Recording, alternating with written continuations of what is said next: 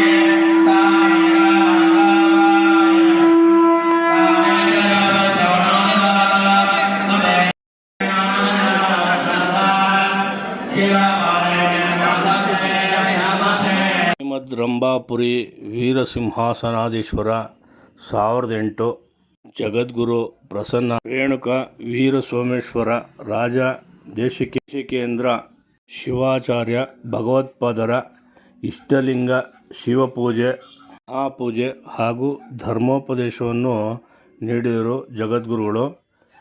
ತುಂಬ ವಿಜೃಂಭಣೆಯಿಂದ ನಡೀತು ಕಾರ್ಯಕ್ರಮ. ಈ ಸಮಾರಂಭದಲ್ಲಿ ಮುಖ್ಯ ಅತಿಥಿಗಳಾಗಿ ಆಗಮಿಸಿರುವಂಥ ಯಜಮಾನ್ ನಂಜುಂಡೇಶ್ವರು ಈ ಸಮಾರಂಭವನ್ನು ಉದ್ದೇಶಿಸಿ ಎರಡು ಮಾತುಗಳನ್ನು ಹೇಳಬೇಕು ಎಂದು ಕೇಳಿಕೊಳ್ಳುತ್ತೇವೆ. ಶ್ರೇಷ್ಠ ಸಮಾರಂಭದ ವಿದ್ಯಮಾನ ಶಿಲ್ಪಗಳನ್ನು ದಿವ್ಯ ಸಾನ್ನಿಧ್ಯವನ್ನು ವಹಿಸಿ ಇತಿಹಾಸ ಪ್ರಸಿದ್ಧವಾದ ಜಗದ್ಗುರು ವೀರಸಿಂಹಾಸನಾಧೀಶ್ವರ 1008 ಇವತ್ತೇನು ದಯಮಾಡಿಸಿದ್ದಾರೆ. ಇತಿಹಾಸಕ್ಕೆ ಹೋದಾಗ 1938ರಲ್ಲಿ ಶಿವಾನಂದ ಜಗದ್ಗುರುಗಳು ಕನ್ನಡಿ ಮತ್ತು ಕೊಂಡಲ್ಲಿ ಬಂದಿರತಕ್ಕಂಥ ಐತಿಹಾಸಿಕ ಉದಾಹರಣೆ. ಅದರ ನಂತರ ನಮ್ಮ ಜಗದ್ಗುರುಗಳಲ್ಲಿ ಒಂದು ಶ್ರಮ ಸಮ್ಮೇಳನ ಮತ್ತು ಮಹಾ ಇಷ್ಟಲಿಂಗ ಪೂಜೆಯನ್ನು ನೆರವೇರಿಸಿ ನಮಗೆಲ್ಲ ಆಶೀರ್ವಾದವನ್ನು ಮಾಡಿರ್ತಕ್ಕಂಥ ಜಗದ್ಗುರು ಬಂದಿದ್ದರೆ ಪ್ರಸ್ತುತ ಒಬ್ಬರಿ ಜಗದ್ಗುರು ಅಂತಕ್ಕಂಥ ಮಾತನ್ನ ಈ ಸಂದರ್ಭದಲ್ಲಿ ಹೇಳ್ತಾರೆ. ಹಾಗೆ ಇಲ್ಲಿ ನಾಡಿನ ಅನೇಕ ಶ್ರೀಗಳಿದ್ದಾರೆ. ನಮ್ಮ ಯಡಿಯೂರು, ಚಿಕ್ಕಕಲ್ಬಾಳು, ಸಿದ್ದೇಶ್ವರ ಬೆಟ್ಟ, ಅನೇಕ ನಮ್ಮ ಯತಿಗಳು ಬಂದು ಇಲ್ಲೆಲ್ಲ ಭಾಗವಹಿಸಿರ್ತಕ್ಕಂಥ ಅತ್ಯಂತ ಸುಪ್ರಾವ. ಹಾಗೆ ಪ್ರಸ್ತುತ ಜಗದ್ಗುರು ನಾವೆಲ್ಲ ಅಭಿಮಾನಿಗಳು ಸಾವಿರಾರು ಸಂಖ್ಯೆಯಲ್ಲಿ ಬಂದಿರ್ತಕ್ಕಂಥ ನೆರವು ಬೆಳಗ್ಗಿಂದ ನಿನ್ನೆಯಿಂದ ಇಷ್ಟಲಿಂಗ ಪೂಜೆ ಮತ್ತು ಧರ್ಮಸಭೆಗಳಲ್ಲಿ ನಾವೆಲ್ಲ ಭಾಗವಹಿಸಿದ್ರೆ ನಮ್ಮ ಗುರುಗಳು ಈ ನಾಡಿನ ಕರ್ನಾಟಕ ಮಾತ್ರವಲ್ಲದೆ ಮಹಾರಾಷ್ಟ್ರ, ಆಂಧ್ರ ಪ್ರದೇಶ, ತೆಲಂಗಾಣ, ಕೇರಳ ದಕ್ಷಿಣ ಭಾರತದ ಪ್ರತಿಯೊಂದು ಜಿಲ್ಲೆಗಳಲ್ಲೂ ಕೂಡ ವೀರಶೈವ ಸಮಾಜ ಇದೆ. ಸುಮಾರು 3.5 ಕೋಟಿ ಜನಸಂಖ್ಯೆ ಇರ್ತಕ್ಕಂಥ ವೀರಶೈವ ಲಿಂಗಾಯತ ಸಮಾಜ ಏಕೈಕ ಪ್ರತಿನಿಧಿ ಅಂತ ಹೇಳಬಹುದು. ನಮ್ಮ ಜಗದ್ಗುರು ಪಂಚಪೀಠಗಳಲ್ಲಿ ಅಗ್ರಗಣ್ಯ ಪೀಠವಾದಂಥ ರಂಭಾಪುರಿ ಪೀಠ ಅನಾದಿ ಕಾಲದಿಂದಲೂ ಕೂಡ ನಮ್ಮನ್ನೆಲ್ಲ ಆಶೀರ್ವಚನ ಧರ್ಮೋಪದೇಶಗಳಿಂದ ನಮ್ಮೆಲ್ಲ ಜೀವನವನ್ನು ಪಾವನವಾಗಿ ಮಾಡಿದ್ದಾರೆ. ಪ್ರಸ್ತುತ ಜಗದ್ಗುರುಗಳು ಕೂಡ ಕಳೆದ 33 ವರ್ಷಗಳಿಂದ ಈ ಒಂದು ಪೀಠವನ್ನು ವಹಿಸಿಕೊಂಡ ನಂತರ ದಣಿವೇರಿಯಲ್ಲಿ ಕಳೆದ 33 ವರ್ಷಗಳಿಂದ ದಕ್ಷಿಣ ಭಾರತ, ನಾನು ಈಗಾಗಲೇ ಹೇಳಿದಂಗೆ ಸುಮಾರು 5 ರಾಜ್ಯಗಳಲ್ಲಿರ್ತಕ್ಕಂಥ ಬರೀ ಕರ್ನಾಟಕ ಮಾತ್ರ ಅಲ್ಲ, ಇತಿಹಾಸ ಮಹಾರಾಷ್ಟ್ರದಲ್ಲಿ ಸುಮಾರು 1.5 ಕೋಟಿ ವೀರಶೈವರಿದೆ. ಅದೇ ರೀತಿ ಆಂಧ್ರ ಪ್ರದೇಶದಲ್ಲಿ 75 ಲಕ್ಷ ಜನ ಇದ್ದಾರೆ. ಅದೇ ರೀತಿ ತಮಿಳುನಾಡಲ್ಲಿ ಕೂಡ 50 ಲಕ್ಷ ಜನ ಇದ್ದಾರೆ. ಕೇರಳದಲ್ಲಿ 20 ಲಕ್ಷ ಜನ ಇದ್ದಾರೆ. ಈ ರೀತಿ ಸುಮಾರು 3.5-4 ಕೋಟಿ ದಕ್ಷಿಣ ಭಾರತದಲ್ಲಿ ಅತ್ಯಂತ ಪ್ರಬಲ ಸಮಾಜವಾದಂಥ ನಮ್ಮ ಸಮಾಜಕ್ಕೆ ಅತ್ಯಂತ ನೇತಾರರು, ನಮ್ಮೆಲ್ಲರ ಮಾರ್ಗದರ್ಶಕರು, ಧಾರ್ಮಿಕ ನಮಗೆಲ್ಲ ಧರ್ಮೋಪದೇಶ ಮಾಡತಕ್ಕಂಥ ಏಕೈಕ ಜಗದ್ಗುರುಗಳು ಇವತ್ತು ನಮಗಿದ್ರ ನಮ್ಮ ಬಾಳೆಹೊನ್ನೂರಿನ ಪ್ರಸಿದ್ಧ ಜಗದ್ಗುರುಗಳು ತಮ್ಮ ಸ್ವಹಿತಾಸಕ್ತಿಯನ್ನು ಮೆಟ್ಟಿ ಎಷ್ಟು ಟ್ರಾವೆಲ್ ಮಾಡ್ತಾರೆ ಅಂದರೆ ಒಂದು ತಿಂಗಳಿಗೆ 16,000 ಕಿಲೋಮೀಟರ್ ಟ್ರಾವೆಲ್ ಮಾಡ್ತಾರೆ ದಂಡದಿಂದ. ಇವರು ನಾನು ಯಾವಾಗಲೂ ಹೇಳ್ತಾ ಇದ್ದೀನಿ, ನಮ್ಮ ಗುರುಗಳು ಧರ್ಮವೇ ಶ್ರೇಷ್ಠ, ಧರ್ಮವನ್ನು ಉಳಿಸಬೇಕು ಅಂತಕ್ಕಂಥ ಇಂದಿನ ಒಂದು ವೈಚಾರಿಕತೆಯಲ್ಲಿ ಅವರು ಯಾವುದೇ ಒಂದು ಧರ್ಮಕ್ಕೆ ಚ್ಯುತಿ ಬರದ ರೀತಿಯಲ್ಲಿ ಹರಗುರು ಚರಮೂರ್ತಿಗಳಿಗೆ ಎಲ್ಲವನ್ನು ಮಾರ್ಗದರ್ಶನ ಮಾಡ್ತಾ ನಮ್ಮೆಲ್ಲರೂ ಕೂಡ ಜೀವನವನ್ನು ಧರ್ಮಕ್ಕಾಗಿ ಸಮಾಜಕ್ಕಾಗಿ ಮೀಸಲಿಟ್ಟು ಕಟ್ಟುಪಾಡಿಗೆ ಒಳಪಡದ ಶ್ರೇಷ್ಠ ರೀತಿಯಲ್ಲಿ ಲಿಂಗಧಾರಣೆ ಯಾವ ರೀತಿ ಮಾಡಬೇಕಂಥದ್ದು, ಧರ್ಮದಾರಿಗೆ ಯಾವ ರೀತಿ ನಡಿಬೇಕಂಥದ್ದು, ವೀರಶೈವ ಧರ್ಮ ಅಂದರೆ ಅತ್ಯಂತ ಶ್ರೇಷ್ಠವಾದ ಧರ್ಮ ಅಂತೆಲ್ಲ ಹೇಳಿದ್ವಿ. ಅದು ಪಂಚಾಚಾರ ಇರ್ಬೋದು, ಬಸವಾದಿ ಪ್ರಮುಖರ 12ನೇ ಶತಮಾನದಿರ್ಬೋದು, ಎಲ್ಲವನ್ನು ಒಳಗೊಂಡಂತೆ ಸಮಗ್ರ ವೀರಶೈವ ಧರ್ಮಕ್ಕೆ ನೇತರರಾಗಿ ಇವತ್ತು ನಮ್ಮೆಲ್ಲರಿಗೂ ಕೂಡ ಆಶೀರ್ವಾದವನ್ನು ನೀಡಿದ್ದಾರೆ. ಎಲ್ಲರ ಪರವಾಗಿ ಪ್ರಸ್ತುತ ಜಗದ್ಗುರುಗೆ ಅತ್ಯಂತ ಧನ್ಯವಾದಗಳನ್ನು ಸಮರ್ಪಣೆ ಮಾಡ್ತಾ ಮಹಾ ಜಗದ್ಗುರು ಮತ್ತೊಮ್ಮೆ ವಂದಿಸಿದ ಮಾತುಗಳನ್ನು ಒತ್ತಾಯಿಸುತ್ತಿದ್ದಾರೆ. ಜೈ. ಈ ಸಮಾರಂಭವನ್ನು ಉದ್ದೇಶಿಸಿ ನಮ್ಮ ಜೀವನದ ಜಂಜಾಟದಲ್ಲಿ ಇದಕ್ಕೆ ಅಧಿಪತಿಗಳಾಗಿ ಬಂದ ಮೇಲೆ ನಿರಂತರವಾಗಿ ಮಾಡ್ತಾ ಇದ್ದಾರೆ. ಬಾಳೆಹೊನ್ನೂರು ನಂಬಾಂಬೆಯ ಮುಖಾಂತರ ಈ ಮಹಾಪೂಜೆಯಲ್ಲಿ ಇವತ್ತು ನೋಡಿದ್ರೆ ಬೆಳಗ್ಗೆಯಿಂದ ಕೂತ್ಕೊಂಡು ಪ್ರತಿ ವೀರಭದ್ರ ಸ್ವಾಮಿ ಸುಕ್ಷೇತ್ರ ಕನ್ನಳ್ಳಿ ಗ್ರಾಮದಲ್ಲಿ ಶ್ರೀ ಶ್ರೀ ಶ್ರೀ ಬಾಳೆಹೊನ್ನೂರು ಜಗದ್ಗುರು ಪೀಠದ ಆಸ್ಥಾನದಲ್ಲಿ ಇವತ್ತು ಬಹಳ ವಿಜೃಂಭಣೆಯಿಂದ ಈ ನಮ್ಮ 16 ವರ್ಷ ಕನಸು ನನಸಾಗಿದೆ. ನಾನು ಸುಮಾರು ವರ್ಷಗಳಿಂದ ಬುದ್ಧಿಯವ್ರನ್ನ ನಮ್ಮ ಗ್ರಾಮಕ್ಕೆ ಕಳಿಸಬೇಕು, ನಮ್ಮ ಜನಾಂಗದ ಜನರಿಗೆ ಆಶೀರ್ವಾದ ಕೊಡಿಸಬೇಕು, ಅವರಿಗೂ ಸಹ ನಮ್ಮ ಜೊತೆ ಹಂಚ್ಕೋಬೇಕು ಅಂತ ಬಹಳ ಆಸೆ ಇತ್ತು. ಆದರೆ ನನ್ನ ಈ ಕಲ್ಯಾಣ ಮಂಟಪದ ಉದ್ಘಾಟನೆಗೆ ಕಟ್ಟಬೇಕು ಅಂದ್ಬಿಟ್ಟು ಪ್ರಯತ್ನ ಮಾಡಿದೆ. ಸಂಸ್ಥೆಯ ಕಾರ್ಯದರ್ಶಿಗಳಾದಂಥ ಸಿದ್ಧಲಿಂಗ ಸ್ವಾಮಿ ಅವರು ಶ್ರೀಗಳ ಹತ್ರ ಹೋಗಿ ಡೇಟು ಒತ್ತು ಮಾಡಿಕೊಂಡು ಬಂದು ನನಗೆ ಆ ಡೇಟ್ ದಿನಾಂಕವನ್ನು ಹೇಳಿದ್ರು. ನನಗೆ ಬಹಳ ಸಂತೋಷ ಆಯಿತು. ವೇದಿಕೆ ಮೇಲೆ ಇರತಕ್ಕಂಥ ಯಡಿಯೂರು ಶ್ರೀಗಳಿರ್ಬೋದು, ಅದರಲ್ಲಿ ಮಂತ್ರಮಠ ಸ್ವಾಮಿ ಶ್ರೀಗಳು, ಹಲವಾರು ಮಠದ ಶ್ರೀಗಳು, ಬೆಟ್ಟ ಶ್ರೀಗಳು ವೇದಿಕೆ ಮೇಲೆ ಇದ್ದಾರೆ. ಅವರ ಪಾದಾಂಗಗಳಿಗೆ ವಂದಿಸುತ್ತಾ ಶಕ್ತಿಯುತವಾದ ಪೀಠ 1958ರಲ್ಲಿ ಬಾಳೆಹೊನ್ನೂರು ಶ್ರೀಗಳು ನಮ್ಮ ಗ್ರಾಮಕ್ಕೆ ಬಂದು ಇವತ್ತೇನು ನಮ್ಮ ಕನ್ನಲ್ಲಿನಲ್ಲಿ ವಾಸ ಮಾಡಿದ್ರು ನಮ್ಮ ಪೂಜ್ಯರು, ಅದೇ ರೀತಿ ನಮ್ಮ ಕನ್ನಲ್ಲಿ ಮಾಂತರ ಮಠದಲ್ಲಿ ಆ ಪೂಜ್ಯರು ಉಳ್ಕೊಂಡಂಥ ಟೈಮ್ನಲ್ಲಿ ಒಂದು ಅಹಿತಕರ ಘಟನೆ ನಡೀತು.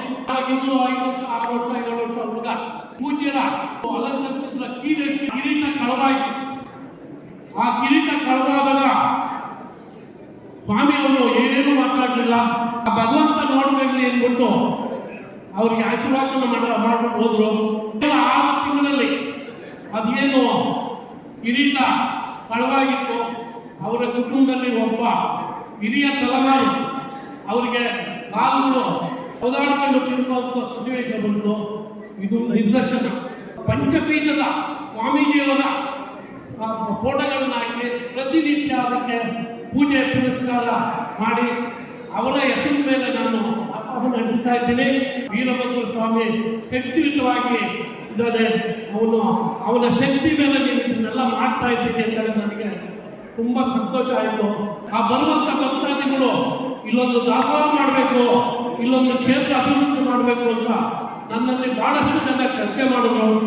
ಜಾಗ ಸಿಕ್ಕಂತ ಸನ್ನಿವೇಶದಲ್ಲಿ ನಮ್ಮ ದೊಡ್ಡ ಮನೆ KK ಸದಾಶ್ರಯ ಅನ್ನೋರು ವೀರಭದ್ರ ಸ್ವಾಮಿ ಕ್ಷೇತ್ರದ ಪಕ್ಕದಲ್ಲಿ 5,100 ಅಡಿ ದಾನವಾಗಿ ಕೊಟ್ಟರು.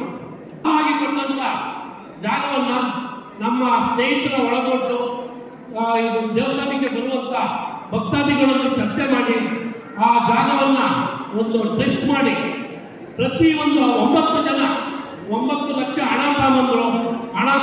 ಹಣನ ಒಂದು ಅಕೌಂಟಲ್ಲಿ ಹಾಕಿ ಆ ಸಂಸ್ಥೆ ಹೆಸರಿಗೆ ದೇವಸ್ಥಾನದ ಜಾಗವನ್ನು ರಿಜಿಸ್ಟರ್ ಮಾಡಿಸಿದೆ. ರಿಜಿಸ್ಟರ್ ಮಾಡಿ 9 ಲಕ್ಷ ದುಡ್ಡಿತ್ತು. 9 ಲಕ್ಷ ದುಡ್ಡು ಯಾವಾಗಿತ್ತು ನನಗೆ ಶಕ್ತಿ ಬಂತು.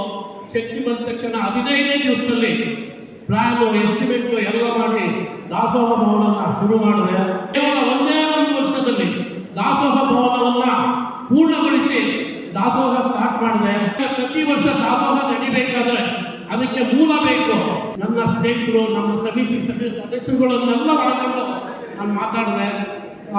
ಮೇಲ್ಗಡೆ ಒಂದು ಕಲ್ಯಾಣ ಮಂಟಪ ಮಾಡೋಣ ಅಂತ ಮಾತಾಡಿದೆ. ಎಲ್ಲರೂ ಹೂ ಮುಟ್ಟಿದ್ರು. ಅದೇ ರೀತಿ ದೇವಸ್ಥಾನದ ಆವರಣದಲ್ಲಿ 3 ಕಲ್ಯಾಣ ಮಂಟಪಗಳನ್ನು ನಿರ್ಮಾಣ ಮಾಡಬೇಕು. 3 ಕಲ್ಯಾಣ ಮಂಟಪದಲ್ಲಿ ಬರುವಂಥ ಸಂಪಾದನೆ ದೀರ್ಘವಾಗಿ ನಡ್ಕೊಂಡು ಹೋಗ್ತದೆ.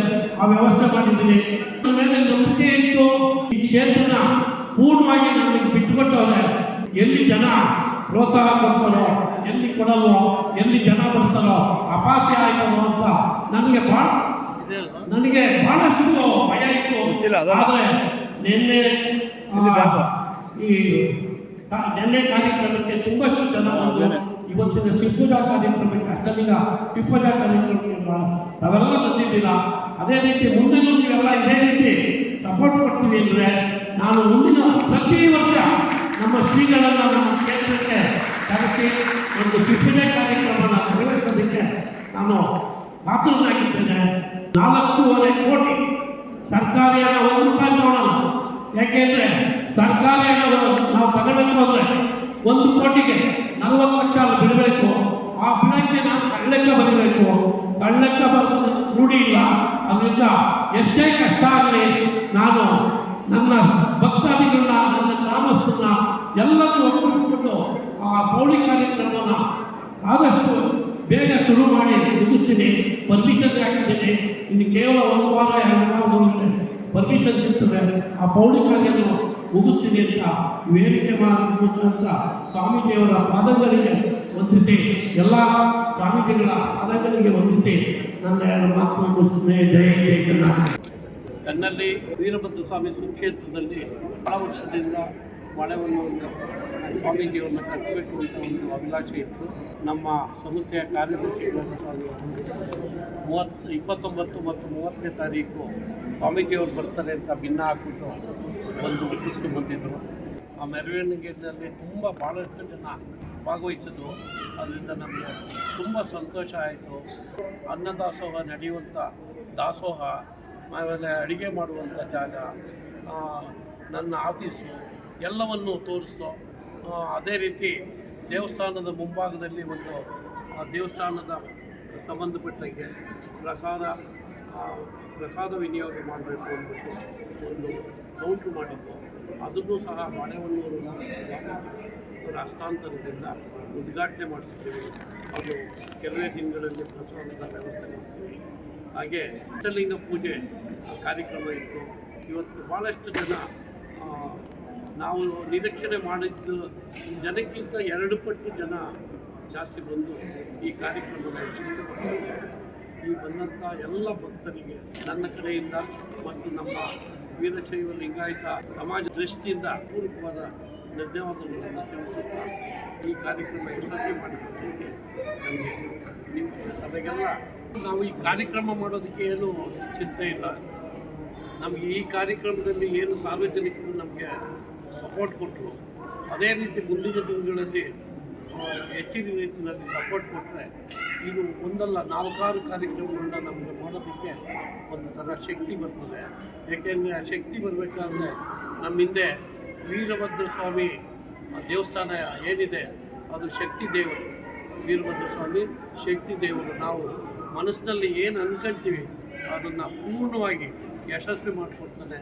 ಅದೇ ರೀತಿ ನಾಗರಕಲ್ಲುಗಳನ್ನು ದೇವಸ್ಥಾನದ ಸುತ್ತ ಬೇಕಾಬಿಟ್ಟು ಸ್ಥಾಪನೆ ಮಾಡಿದ್ದು, ಅದರಲ್ಲಿ ಎಲ್ಲ ಭಿನ್ನ ಆಗೋಗ್ಬಿಟ್ಟಿದ್ದು. ಅದನ್ನು ಸುವ್ಯವಸ್ಥಿತವಾಗಿ ಒಂದು ಕಡೆ ಮಾಡಬೇಕು ಅನ್ನೋ ಉದ್ದೇಶದಿಂದ 16, 17, 18ನೇ ತಾರೀಕು 3 ದಿವಸ ಸತತವಾಗಿ ಒಳ್ಳೆಯ ಪೂಜೆ ಪುನಸ್ಕಾರಗಳನ್ನು ಮಾಡಿ ಆ ವಿಗ್ರಹಗಳನ್ನು ಒಂದು ಜಲವಾಸ ಮಾಡಿದ್ದೀವಿ.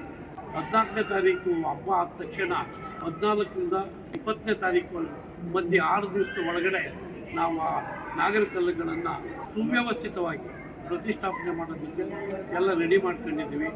ಯಾರಾದರೂ ಅವ್ರ ಕಡೆ ನಾಗರಕಲ್ಲುಗಳಿದ್ದರೆ ಆ ದಿನಗಳಲ್ಲಿ ಬಂದು ನಮ್ಮ ಆಫೀಸಲ್ಲಿ ವಿಚಾರಿಸಿ ಯಾವತ್ತು ಮಾಡ್ತೀವಿ ಆ ದಿನಾಂಕ ತಿಳ್ಕೊಂಡಾಗಿ ಅವರೇ ನಿಂತು ಪೂಜೆ ಪುನಸ್ಕಾರಗಳನ್ನು ಮಾಡಲು ಸಹ ಅವಕಾಶ ಮಾಡಿಕೊಡ್ತೀನಿ. ಅವ್ರು ಬರ್ದಿದ್ದು ಸಹ ನಾವು ಆ ನಾಗರಿಕಲ್ಲುಗಳನ್ನ ಪೂರ್ಣ ಪ್ರಮಾಣದಲ್ಲಿ ಪ್ರತಿಷ್ಠಾಪನೆ ಮಾಡೋದಕ್ಕೆ ಎಲ್ಲ ವ್ಯವಸ್ಥೆ ಮಾಡ್ತೀವಿ. ಬೆಳಿಗ್ಗೆ ನನ್ನ ಕ್ಷೇತ್ರದಲ್ಲಿ ಆ ಬಿದ್ದೋಗಿರೋ ಕಲ್ಲುಗಳನ್ನ, ಭಿನ್ನವಾಗಿರೋ ಕಲ್ಲುಗಳನ್ನ ಮರ ಸುಟ್ಟು ಕರಕಲಾಗಿ ಒಂದು 4 ಅಡಿ ಹೈಟ್ಗೆ ಇತ್ತು. ಅವೆಲ್ಲ ನಾವು ಹೆಂಗೆ ನೋಡ್ಕೊಂಡಿದ್ದೀವಿ. ನನ್ನ ಕ್ಷೇತ್ರ ಅದು, ನಾವೆಲ್ಲ ಗ್ರಾಮಸ್ಥರು ಸೇರಿ ಕಟ್ಟಿರುವಂಥ ಕ್ಷೇತ್ರ. ನಮ್ಮ ಕ್ಷೇತ್ರದಲ್ಲಿ ಏನಾದರೂ ಹಾಳಾಗಿದ್ರೆ ಅದು ಸರಿ ಮಾಡ್ತಾರೆ, ಅದು ನಾವೇ ಸರಿ ಮಾಡ್ತಾರೆ. ನಾವು ಸರಿ ಮಾಡದ ಇದ್ದರೆ ನಮ್ಮನ್ನು ಮನುಷ್ಯರು ಅಂತಾರ. ಹಾಗಾಗಿ ಇದಕ್ಕೆ ಭಾಳಷ್ಟು ವಿರೋಧನೂ ಬಂತು. ಒಳ್ಳೆ ಕೆಲಸ ಮಾಡ್ತಾ ಇದ್ದೀವಿ, ಒಳ್ಳೆಯದೇ ಆಯ್ತದೆ. ನಮಗೆ ಆ ಧೈರ್ಯ ಆಯಿತು. ನಾವು ಯಾವುದೇ ಕಾರಣದಿಂದ ಒಳ್ಳೆ ಕೆಲಸ ಮಾಡೋದಕ್ಕೆ ಇನ್ನು 16 ವಿಜ್ಞಾನ ಬಂದರೂ ನಾವು ಹಿಂದಕ್ಕೆ ಹೋಗಲ್ಲ.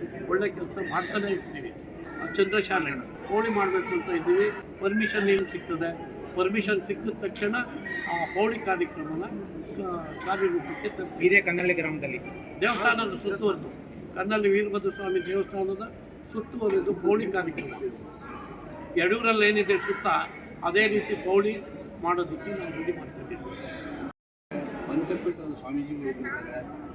ತುಂಬ ವಿಜೃಂಭಣೆಯಿಂದ ನಡೀತು ಕಾರ್ಯಕ್ರಮ.